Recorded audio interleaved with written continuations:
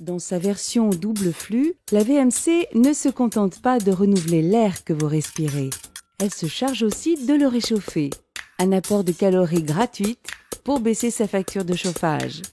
Vous aurez besoin d'un caisson d'extraction d'air vicié, d'un caisson de prise d'air neuf, d'un caisson de répartition, d'un bloc échangeur thermique, d'un commutateur petite et grande vitesse, d'une bouche d'extraction cuisine 125 mm de diamètre, de plusieurs bouches d'extraction ou d'insufflation de 80 mm de diamètre, de conduits souples isolés et de 2 chapeaux de toiture pour VMC ou prise d'air neuf en sous-toiture.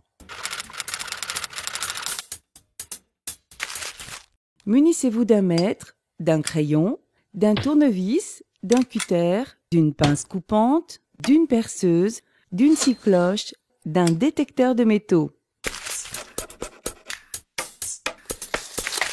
La VMC classique se charge d'aspirer l'air dans les pièces de service, cuisine, salle de bain, WC et de le rejeter à l'extérieur. La maison ainsi mise en dépression aspire l'air neuf par des bouches situées dans des pièces à vivre. Mais en période hivernale, l'aspiration d'air froid entraîne des déperditions de chaleur. Pour résoudre ce problème, la VMC double flux fait se croiser l'air neuf et l'air vicié dans un échangeur sans qu'ils se mélangent. Résultat, l'air extérieur se réchauffe dans l'échangeur et l'on peut ainsi ventiler sans gaspiller. Avec ce système, l'air neuf extérieur n'est donc plus aspiré par les grilles d'aération existantes, qu'il faut condamner, mais il est capté par une bouche en toiture, conduit à l'échangeur avant de descendre par gaine dans les pièces à vivre. Il est interdit de raccorder une hotte de cuisine ou tout autre appareil nécessitant une évacuation, comme le sèche-linge, à une gaine de ventilation. La VMC gaz, associant évacuation des gaz brûlés et extraction d'air, est un dispositif particulier n'entrant pas dans le cadre de notre pose de VMC double flux. L'air vicié et chaud est aspiré dans les pièces de service, cuisine, salle de bain, toilette, par un caisson d'extraction et il est dirigé par conduit vers l'échangeur thermique. L'air frais extérieur est aspiré par un caisson de prise d'air neuf, puis est dirigé vers l'échangeur thermique. À l'intérieur de l'échangeur thermique, l'air vicié transfère sa chaleur à l'air neuf. L'air neuf ainsi réchauffé et filtré est envoyé dans les pièces à vivre via le caisson de répartition.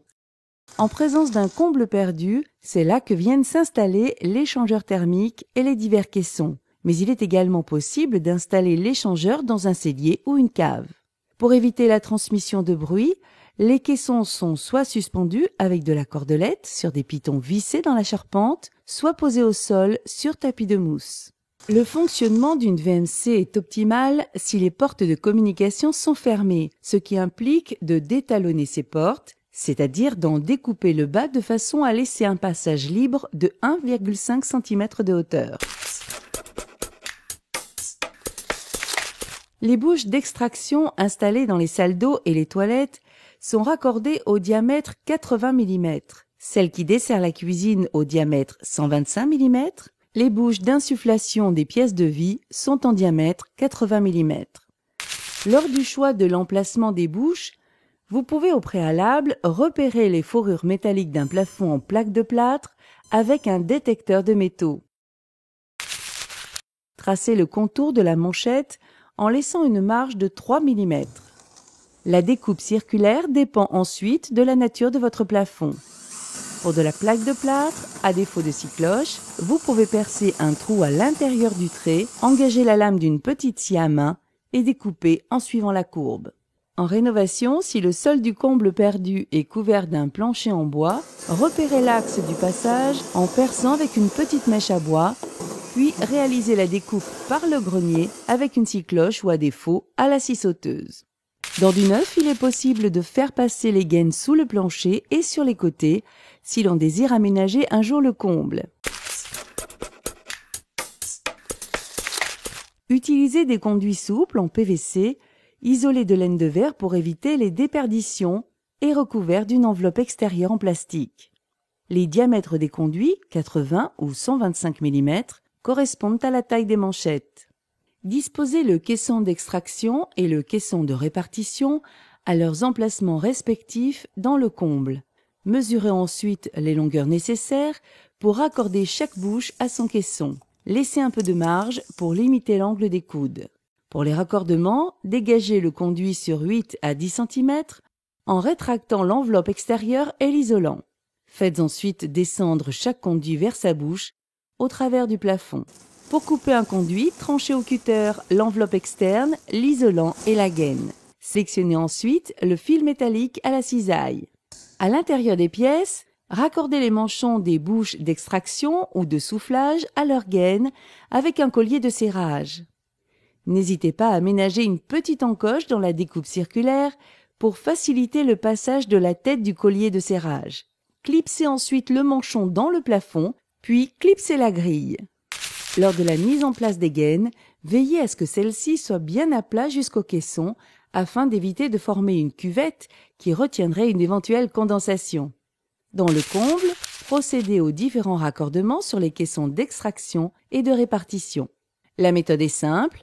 Emboîtez le bout du conduit sur l'embout de la boîte, fixez avec un collier de serrage, puis recouvrez par l'isolant et l'enveloppe externe de la gaine.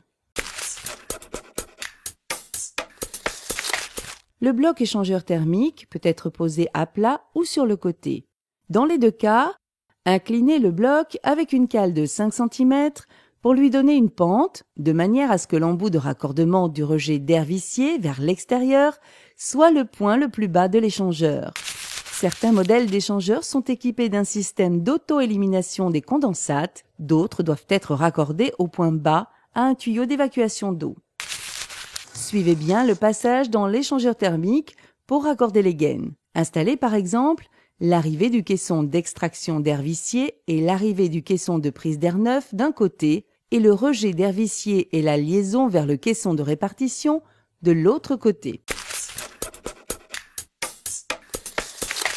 Le caisson de prise d'air neuf peut être relié côté aspiration directement en toiture ou à travers le mur.